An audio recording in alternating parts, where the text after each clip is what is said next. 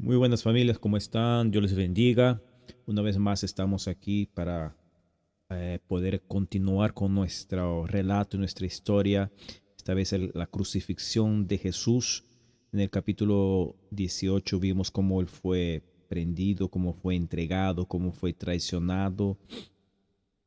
Y ahora en el capítulo 19 ya vamos a ver cómo Jesús fue crucificado, fue eh, castigado, torturado y después crucificado. Entonces la historia continúa, la narración continúa. Entonces vamos a meditar sobre algunas cosas que el autor del libro de Juan nos está comentando.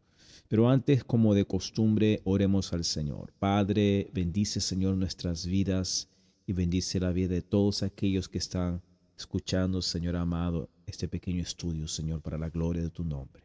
Es necesario, Señor, que yo disminuya, que tú crezcas, que todos podamos aprender y ser edificados, Señor, a través de tu palabra. En el nombre de Jesús.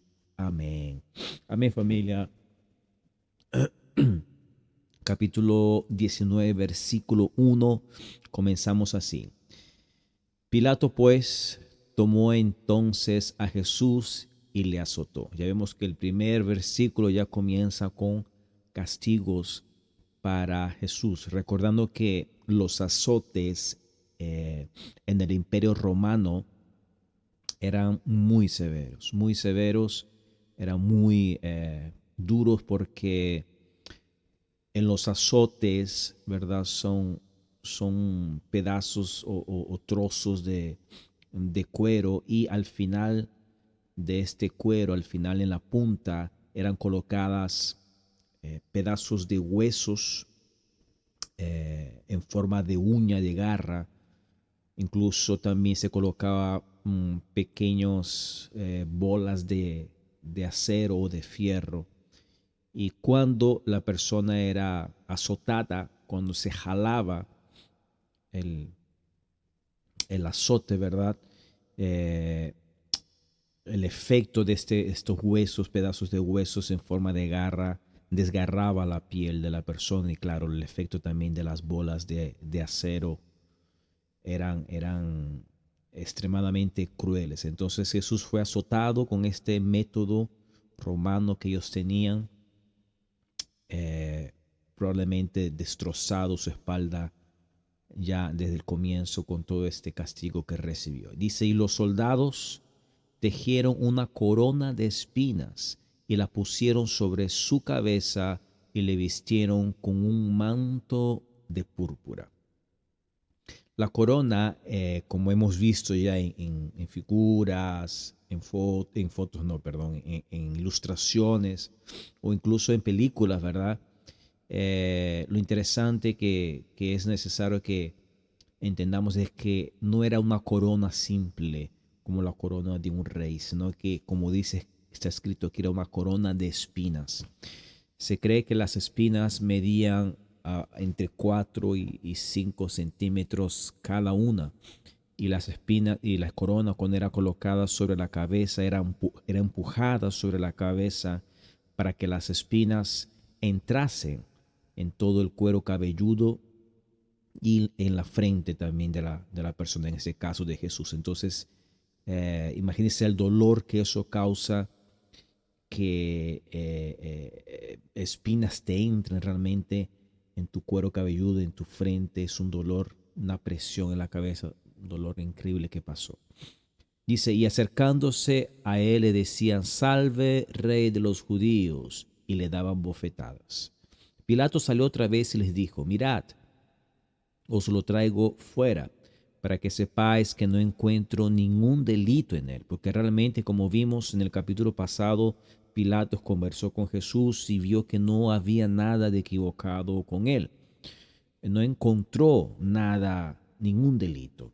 Jesús entonces salió fuera llevando la corona de espinas y el manto de púrpura. Y Pilatos le dijo, he aquí el hombre.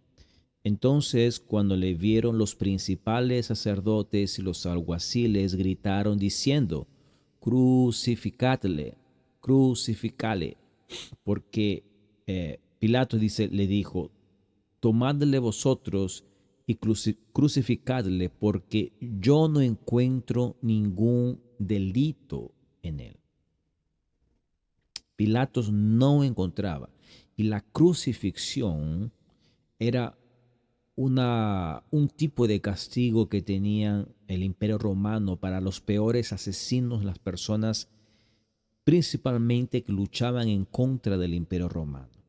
Entonces era una muerte muy dolorosa y era una muerte que servía de ejemplo para que otras personas no intentasen levantarse contra el Imperio Romano. Entonces a Jesús no le correspondía en este caso, según la visión de Pilato, de que fuese crucificado o que llevase esta muerte. Entonces Pilatos no quería hacer daño a Jesús en ese sentido de crucificarle. Pero los judíos pidieron la máxima sentencia que debería ser dada a criminosos, querían que él fuese crucificado. Los judíos le respondieron y le dijeron, nosotros tenemos una ley y según esa ley él debe morir porque pretendió ser hijo de Dios. Entonces Pilato, cuando oyó estas palabras, se atemorizó aún más. Entró de nuevo al pretorio y dijo a Jesús, ¿de dónde eres tú? Ya la conversación se estaba poniendo más intensa para Pilato porque él comenzó a percibir de que este hombre no era cualquier hombre el que estaba delante de él. Pero Jesús no le dijo o no le dio ninguna respuesta. Pilatos entonces dijo, ¿a mí no me hablas? ¿No sabes que tengo autoridad para soltarte y tengo autoridad para crucificarte? Jesús le respondió, ninguna autoridad tendrías sobre mí si no se te hubiera dado de arriba. Por eso el que me entregó a ti tiene mayor pecado. ¿Qué es lo que Jesús estaba diciendo a Pilatos? Pilatos, no te equivoques. Tú crees que tú estás por encima de mí. Tú crees que tú tienes toda la autoridad y el poder para hacer lo que tú quieras. Pero te equivocas porque esa autoridad que se te dio a ti, quien te la dio fue el que está arriba, o sea, mi Padre el que está arriba. Y que tú no podrías hacer nada de lo que estás haciendo si no fuese por el permiso y por la autoridad que te dio mi Padre. Esto es interesante porque nos deja entender de que las autoridades que tenemos aquí en la tierra, todas ellas fueron colocadas por Dios, sean autoridades buenas o sean autoridades malas.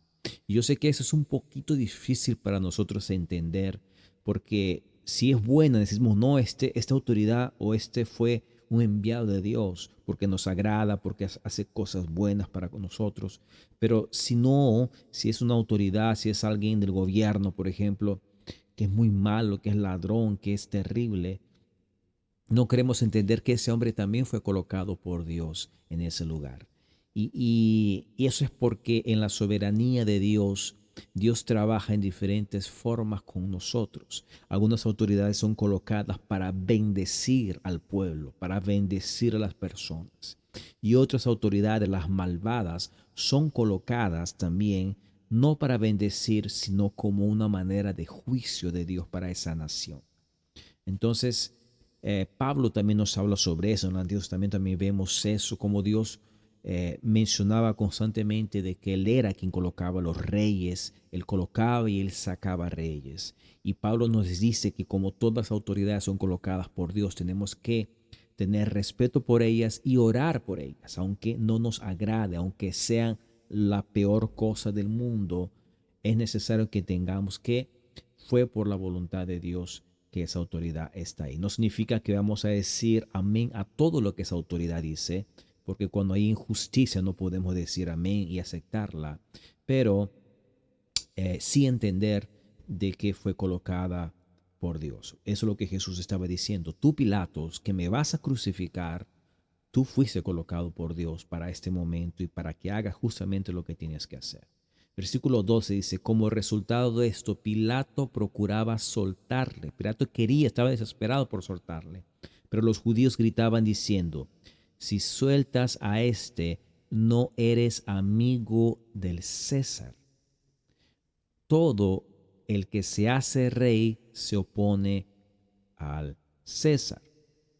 Esto es una cartada muy fuerte de los judíos presionando a Pilato, diciéndole de esa forma de que ellos entendían y ellos decían de que si Pilatos no crucificase a Jesús, entonces significa de que Pilatos estaba aceptando de que existe un rey acima o por encima del César.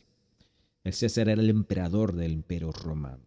Entonces con eso los judíos lo estaban presionando, incluso como una forma de amenazarlo de que si no crucificase, él iba a pagar el precio por no hacerlo. Entonces Pilato dice, versículo 13, cuando oyó estas palabras, o sea, cuando oyó esta amenaza, cuando yo escuchó estas palabras que los judíos gritaron, sacó fuera a Jesús y se sentó en el tribunal en un lugar llamado el Empedrado, que en hebreo es Gabata. Y era el día de la preparación para la Pascua, era como la hora sexta. Y Pilato dijo a los judíos, he aquí vuestro rey. Entonces ellos gritaron, fuera, fuera, crucifícale. Pilatos le dijo, ¿he de crucificar a vuestro rey? Los principales sacerdotes dijeron, no tenemos más rey que el César. Esto es simplemente más presión para con Pilatos, porque en realidad los judíos no aceptaban al César como el rey, ¿verdad? Los judíos, ellos estaban viviendo debajo del imperio romano, eran subyugados por el imperio romano, pero ellos en sí, ellos entendían que ellos no podrían aceptar al César como rey. Entonces no era verdad que César era el rey de los judíos. Ellos estaban diciendo esto simplemente para colocar más presión sobre Pilatos para que pudiese de una vez por todas decidirse en crucificarlo. Así que entonces le entregó a ellos para que fuese crucificado. Tomaron pues a Jesús y salió cargando su cruz a un sitio llamado el lugar de la calavera, que en hebreo significa Gólgota. Ese lugar tiene el nombre de la calavera. En realidad es una montaña, es un cerro, es una montaña de piedras. Y ella tiene forma de la cabeza de una calavera. Hay fotos, si ustedes procuran, hay algunas fotos principalmente antiguas, porque con el tiempo se ha ido erosionando y ha ido perdiendo un poco las formas, pero hay algunas formas antiguas, hay unas fotos, perdón, antiguas donde se ve claramente como esta montaña donde Jesús fue crucificado tiene una forma de cabeza de una calavera, por eso es que tenía ese nombre. Dice, donde, versículo 18, le crucificaron y con él a otros dos, uno a cada lado y Jesús en el medio. Como sabemos, Juan no va a decirnos los detalles de toda la crucifixión. Para eso tenemos los otros libros del Evangelio como Mateo, Marcos y Lucas. Entonces, él no va a dar esos detalles. Para nosotros poder ver más en detalle es necesario que nosotros vayamos a esos libros y apreciemos mucho mejor los detalles. Aquí le está dando apenas un paso porque recuerden que este libro fue escrito después de sus evangelios. Entonces, él no veía mucho sentido, el autor de este libro, decir cosas que ya habían sido dichas o detalles que ya habían sido dichos anteriormente. Entonces, su foco no es dar esos detalles y sí apenas relatar un poco lo que fue el final de Jesús. Dice, Pilato también escribió un letrero y lo puso sobre la cruz y tenía escrito Jesús el Nazareno, el rey de los judíos. Entonces muchos judíos leyeron esta inscripción porque el lugar donde Jesús fue crucificado quedaba cerca de la ciudad y estaba escrito en hebreo, en latín y en griego. El hebreo era la lengua que los judíos hablaban, de los de Israel. También se hablaba el, uh, el arameo, se me estaba yendo la palabra. El arameo también era hablado, pero el hebreo también era muy, muy común hablarlo, principalmente entre los sacerdotes. El latín era la lengua de los romanos, o sea, del Imperio Romano. Y el griego era de Grecia. El griego era la lengua internacional. Es como el inglés nuestro hoy actualmente, ¿verdad? Nosotros, para poder comunicarnos con personas de otros países, se usa el inglés, ¿verdad? En esa época era el griego. El griego era la lengua común entre todos los países alrededor para comunicarse. Entonces, Pilatos colocó en este letrero Jesús en Nazareno, el rey de los judíos, en estas tres lenguas para que las personas pudieran saber qué es lo que estaba pasando. Por eso los principales sacerdotes de los judíos decían a Pilatos: no escribas rey de los judíos, sino que él dijo: yo soy rey de los judíos. Pilatos respondió: lo que he escrito, lo he escrito. Y esto es interesante porque vemos como de alguna forma Dios impulsó o motivó a Pilatos a escribir estas palabras sobre el letrero, el rey de los judíos. Y esto irritó muchísimo a los judíos que estaban crucificando a Jesús. Pero Dios permitió, Dios condujo toda la historia para que quede registrado de que ese hombre que estaban crucificando era el rey de los judíos. Y no solamente el rey de los judíos, sino el rey del universo. Entonces, es interesante ver cómo Pilato dijo: aunque ustedes dicen de que no debería escribir eso, lo que ya he escrito, ya lo he escrito y no lo pienso retirar. Entonces los soldados, cuando crucificaron a Jesús, tomaron sus vestidos e hicieron 4 partes, una parte para cada soldado, y tomaron también la túnica. La túnica era sin costura, tejido de una sola pieza. Entonces era una vestimenta que no era muy común, era un poco cara, digámoslo así. Jesús usaba una vestimenta de ropa de lino fino y era hecha de una única costura, de una sola pieza. Y era una ropa costosa realmente para aquella época. Aunque Jesús no era rico, probablemente recibió como presente, como regalo, ese tipo de vestimenta. Y por eso que los soldados querían repartírsela, porque tenía cierto valor económico.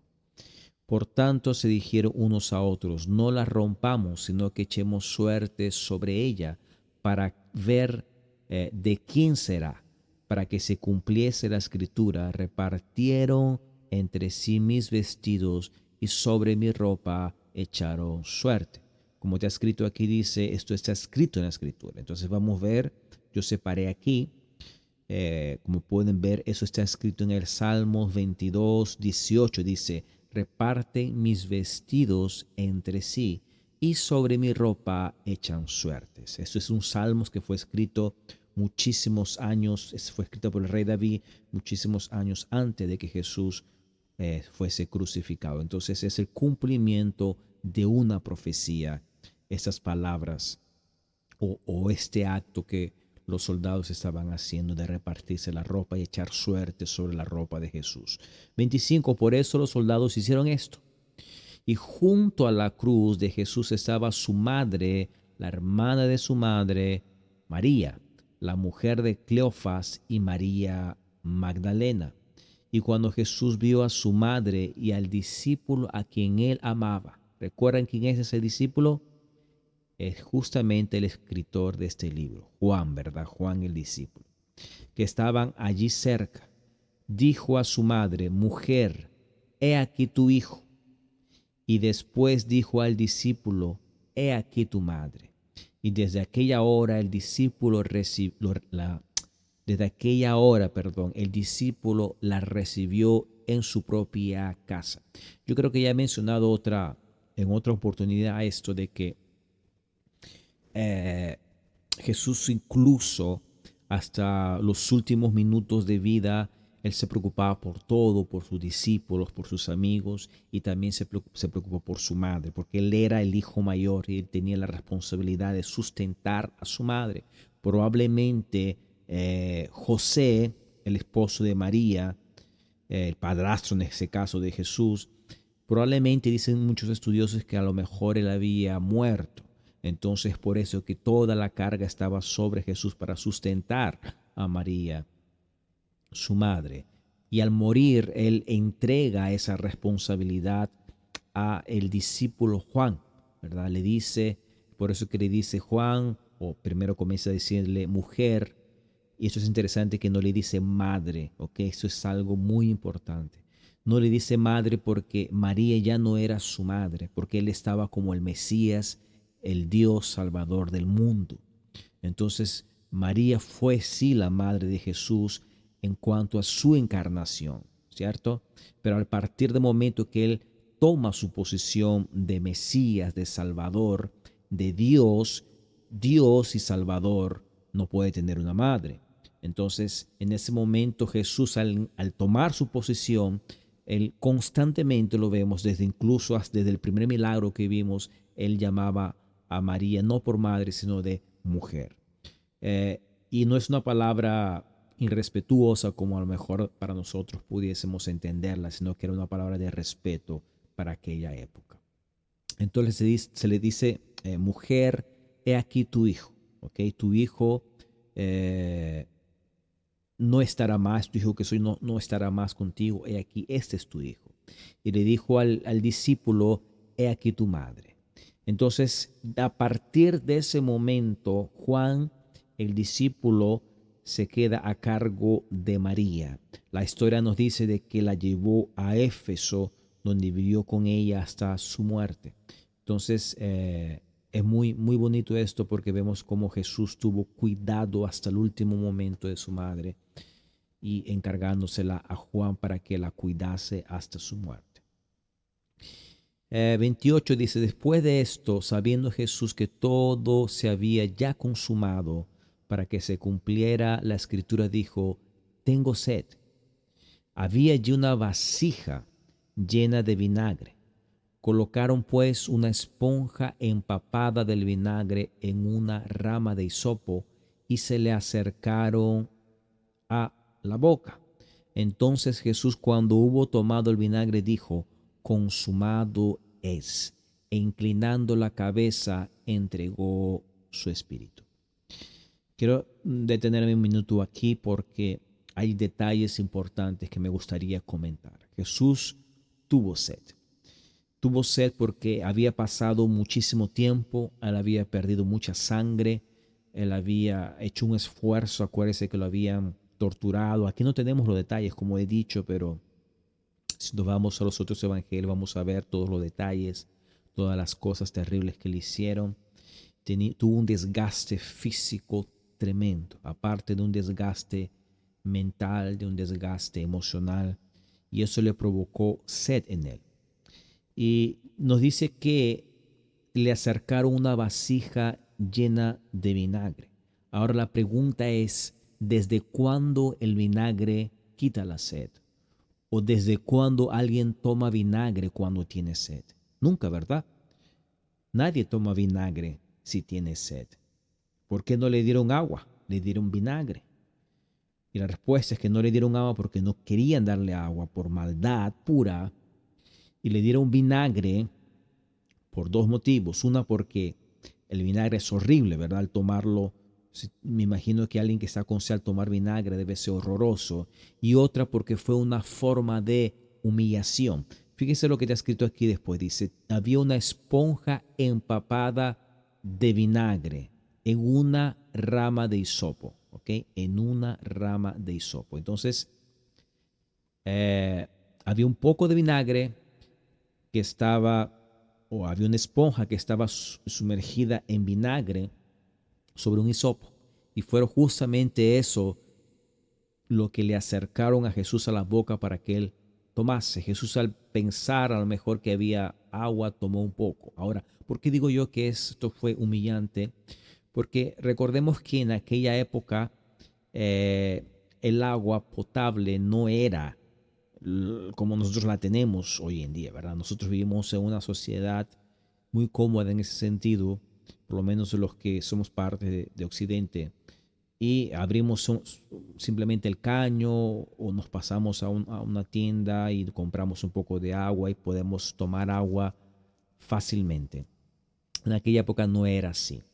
Y el otro detalle es que muchos estudiosos afirman por las costumbres que se tenían en aquella época que esa esponja de vinagre en realidad, ¿por qué que estaba ahí? ¿Verdad? La pregunta es ¿por qué que estaba ahí? Y la respuesta es que era usada para poder limpiar sus necesidades cuando alguien iba al baño. No existía agua potable, como he mencionado, y mucho menos papel higiénico. Entonces, eran usadas esponjas para poder limpiarse después las necesidades. Y lo que se usaba era justamente el vinagre, porque el vinagre, en cierta forma, eh, mata algunas bacterias o algo por el estilo, a pesar de que ellos en aquella época no tenían conocimiento de lo que son las bacterias o de lo que son los virus y todo eso, pero algo tenían de conocimiento de que el vinagre de alguna forma podía limpiar o podía ser un poco favorable para la limpieza. Entonces, esa esponja en realidad era usada para limpiarse después de las necesidades. Entonces, esa esponja que la gente usaba fue la que colocaron sobre la boca de Jesús y le dieron de beber de ese vinagre eh, terrible, ¿no? Entonces fue algo más de humillación que hicieron para con Jesús, que nuestro Salvador tuvo que pasar. Y dice que cuando Jesús tomó el vinagre, dijo, consumado es. Esa palabra es muy importante porque probablemente sea la palabra más importante para todos aquellos que hemos creído en Jesús como nuestro Señor y Salvador. Tetelestai es la palabra en arameo que Jesús exclamó. Y consumado es significa ya todo fue realizado. Consumado es significa el precio ya fue pago. ¿Qué precio? El precio que estaba colocado sobre nuestras cabezas de condenación. Recuérdense que en Romanos, ya lo hemos mencionado varias veces, dice que el pago, el salario del pecado es la muerte. Y nosotros teníamos ese precio sobre nuestras cabezas, muerte y muerte eterna, condenación. Entonces, cuando Jesús muere, Él paga nuestra deuda. Él paga lo que nosotros debíamos, que era impagable para nosotros. No existía forma alguna de que nosotros pudiésemos pagar esa deuda. Entonces Jesús paga esa deuda en nuestro lugar. Y la palabra tetelestai significa eso. Consumado es ya está pago. No hay más nada que ellos deben. No hay más nada que pueda ser cobrado para con ellos. Porque yo he hecho eso por ellos, ese trabajo por ellos.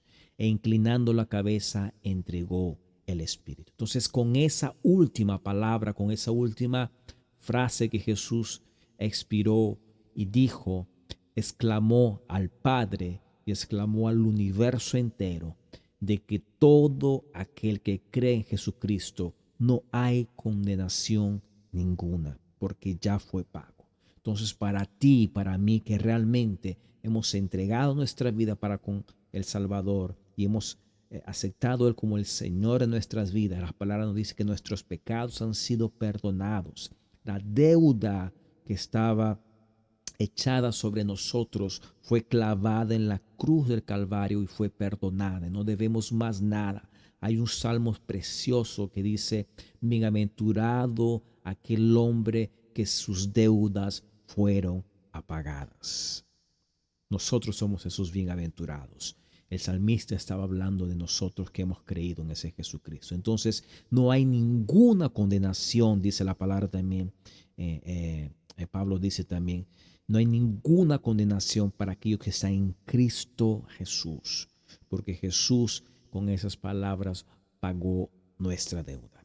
Versículo 31 dice, los judíos entonces, como era el día de preparación para la Pascua, a fin de que los cuerpos no se quedaran en la cruz el día de reposo, porque ese día de reposo era muy solemne, pidieron a Pilato que le quebraran las piernas y se lo llevaran. Era el día de la Pascua, el día que Jesús murió fue el día de la Pascua, que es la fiesta más importante para los judíos. Entonces, no podía Jesús quedarse muerto colgado en la cruz ese día de la Pascua, porque era una contaminación, iba a dejar a toda la ciudad inmunda según la tradición y la costumbre de los judíos. Entonces los judíos querían que su cuerpo sea retirado rápidamente de ahí. Fueron pues los soldados y quebraron las piernas del primero y también del otro que había sido crucificado de Jesús. Pero cuando llegaron a Jesús, como vieron que ya estaba muerto, no le quebraron las piernas. ¿Por qué hacían esto de quebrar las piernas? La crucifixión, como sabemos, la persona quedaba con los brazos extendidos y en realidad lo que hacían es que le clavaban a Jesús, le clavaron los pies sobre el madero. Entonces, al quedar colgado constantemente, Jesús tenía que hacer fuerza sobre sus pies clavados para impulsionarse un poco para arriba, porque al estar colgado, el tórax hacía presión sobre los pulmones y le quitaba la respiración a Jesús. Entonces tanto Jesús como los que estaban crucificados, tenían que impulsionarse un poco para arriba para conseguir respirar. Entonces era una tortura terrible, aparte del dolor que sufrieron, el dolor que significa estar con los pies clavados en una cruz y las manos clavadas. Jesús constantemente tenía que eh, rasgarse un poco más los pies con los clavos, impulsarse hacia arriba para poder respirar. Entonces, para poder acelerar la muerte, lo que hacían era romperle las piernas. De esa forma no tenían más sustento. No tenían más sustento y la presión que el tórax ejercía, el peso ejercía sobre los pulmones, la persona que estaba siendo crucificada moría, moría en pocos segundos de asfixia porque no conseguía respirar más. Entonces, esto lo hicieron con las dos personas que estaban una al lado de la otra crucificadas junto con Jesús. Entonces le rompieron las piernas al primero, le rompieron las piernas al segundo para que muriesen, y cuando le iban a romper las piernas a Jesús, vieron de que Jesús ya había muerto. Y eso nos dice de que Jesús murió más rápido porque la tortura para con él fue mucho mayor. A los otros dos no los torturaron como los torturaron a Jesús. Recuérdense que a él también le hicieron cargar su propia cruz, que pesaba muchísimos kilos. Entonces, todo ese desgaste físico y de tortura apresuraron o aceleraron la muerte de Jesús, al punto que cuando iban a quebrarle las piernas, él ya había muerto. Entonces no fue necesario quebrarle las piernas. Dice 34, dice, pero uno de los soldados le traspasó el costado con una lanza y al momento salió sangre y agua. Entonces, como vieron de que Jesús ya había muerto, no le quebraron las piernas, pero por si acaso, para ver si realmente estaba muerto o no, ellos necesitaban cerciorarse de eso. Lo que hicieron fue con una lanza le traspasaron el costado, ¿verdad? De su barriga, aquí de su vientre. Y al momento dice que salió sangre y agua. Nosotros no entendemos mucho bien sobre medicina, pero por lo que hemos leído, sabemos de que salió sangre con agua o sale sangre con agua cuando la persona ya ha muerto. No sale solamente sangre, sino que al mezclarse, a ocurrir la muerte, la sangre y el agua se mezclan. Y eso fue lo que salió cuando ellos traspasaron a Jesús. Dice, y el que lo había visto ha dado testimonio, o sea, Juan que estaba viéndolo, y su testimonio es verdadero. O sea, Juan está diciéndonos que él está dando testimonio de que todo esto él lo vio con sus ojos. Y él sabe y dice la verdad para que vosotros también creáis. O sea, para que tú y yo creamos que esta historia es real y verdadera. Porque esto sucedió para que se cumpliese la escritura. No será quebrado hueso suyo. Entonces, el hecho que no le quebraran las piernas a Jesús ya había sido profetizado. Aquí lo vamos a ver. En el Salmos también 34:20 dice, Él guarda todos sus huesos, ni uno de ellos es quebrantado. Aquí en este Salmo se está hablando sobre el justo, es una profecía sobre Jesús. Entonces, eh, es una profecía que no le quebraran los huesos. Y también otra escritura dice, mirarán al que traspasaron. Entonces vemos aquí también, está escrito en Zacarías 12:10 y dice, y derramaré sobre la casa de David y sobre los habitantes de Jerusalén el espíritu de gracia y súplica, y me mirarán a mí, a quien han traspasado, y se lamentarán por él, como quien se lamenta por un hijo único, y llorarán por él como se llora por un primogénito. Aquí es también Zacarías está hablando del Mesías, de aquel que tiene el espíritu de gracia, y a quienes ellos traspasaron. Nuevamente es una profecía que Zacarías dijo sobre el Mesías, sobre Jesús, y justamente fue eso lo que pasó. 38 dice, después de estas cosas, José de Arimatea, que era discípulo de Jesús, aunque en secreto por miedo a los judíos, pidió permiso a Pilatos para que llevase el cuerpo de Jesús, y Pilatos concedió el permiso. Entonces él vino y se llevó el cuerpo de Jesús. Muchos afirman de que ese José de Arimatea era rico. ¿Por qué? Porque tenía el poder, número uno, para tener contacto con Pilato, para poder hablar con Pilato, y otra, porque él tenía una tumba especial que más adelante al final vamos a ver como que esa tumba. Y Nicodemo, el que antes había venido a Jesús de noche, vino también. ¿Se recuerda ese Nicodemo? En el capítulo 3 hablamos sobre la historia de Jesús, el encuentro de Jesús con Nicodemo. Se les recomiendo que lo vean nuevamente. El capítulo 3 es un capítulo muy importante para nosotros. Ese Nicodemo era, después de toda esa conversa, se convirtió en discípulo y seguidor de Jesús. Él también vino y trayendo una mezcla de mirra, que es un tipo de perfume, y aloe, como de 100 libras. Entonces tomaron el cuerpo de Jesús y lo enviaron y lo envolvieron en telas de lino con las especies aromáticas, como es costumbre sepultar entre los judíos. En el lugar donde fue crucificado había un huerto. En el huerto un sepulcro nuevo, ¿ok? Un sepulcro nuevo. Eh, la costumbre judía era de que eran sepultados en aquella época en pequeñas huecos que se hacían en rocas o en la montaña. Eh, y esto era una tradición de aquella época. Y las tumbas se usaban constantemente. O sea, se colocaba un muerto dentro de ese sepulcro, ¿verdad? Que es una cueva cavada sobre una piedra, una montaña. Y después de un año se retiraban esos huesos para que pueda ser usado nuevamente para otra persona más. ¿Ok?